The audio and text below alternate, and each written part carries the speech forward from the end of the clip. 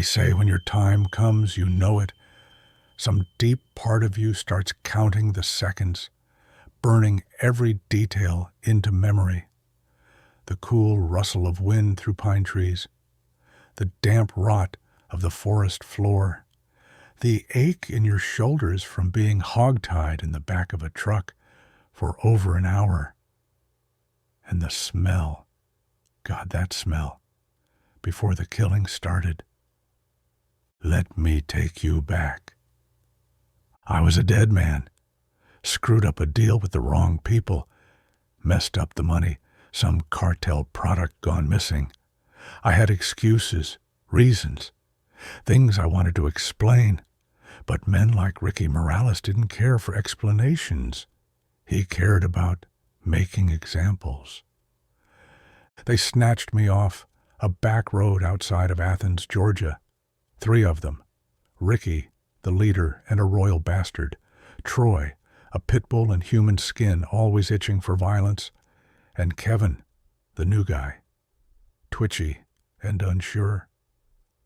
The kind of guy who hadn't killed before. Ricky was going to change that. I was bound tight, ankles together, wrists behind my back, and a rag jammed so far in my mouth I couldn't even mumble. Every bump in the road sent a jolt through my spine. I laid there, tasting dirt and blood, bouncing in the bed of the pickup truck as we drove deeper into the woods. Regret is a bitter thing.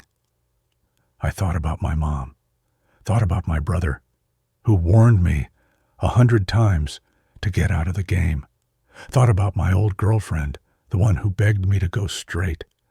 I remembered the first time I held a wad of drug money and thought I'd finally made it. What a joke. The truck stopped. Ricky yanked me up by the collar, and the 3 of them dragged me through the pines until we reached a little clearing. Moonlight filtered through the branches, but it felt like we were miles from the rest of the world. Ricky lit a cigarette and paced in front of me. "This is what happens when you fuck up," he said. "I ought to do it myself, but Kevin here, he needs to grow some balls." Kevin didn't move at first, just stared at the hunting knife Ricky handed him. "Do it," Ricky barked, "unless you want to join him." Kevin stepped behind me, shaking like a leaf in a hurricane. I could feel him trying to steady his hand. The blade pressed against my neck, cold, sharp. Then, snap. A branch broke somewhere in the trees. Everyone froze. Troy cocked his head. "You hear that?" Ricky pulled out his pistol. "Probably just a deer. Do it, Kevin." But Kevin hesitated.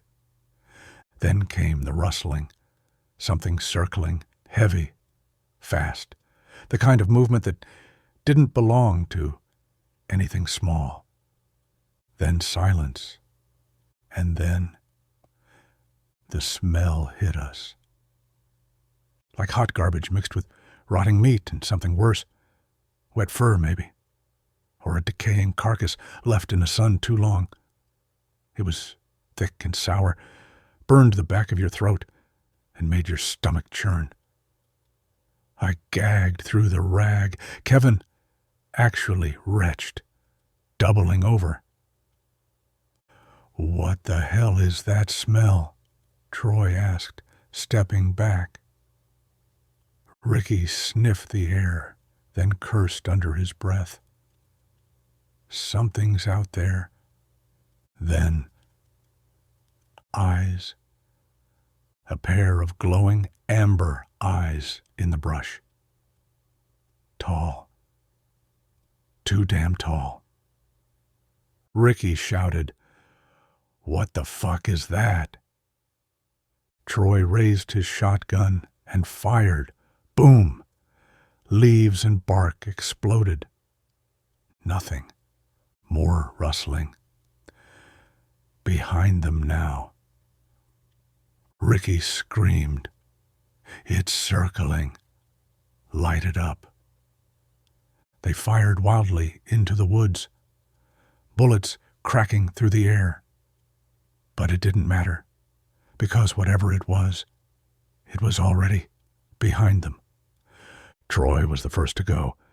1 second he was there, the next he was screaming.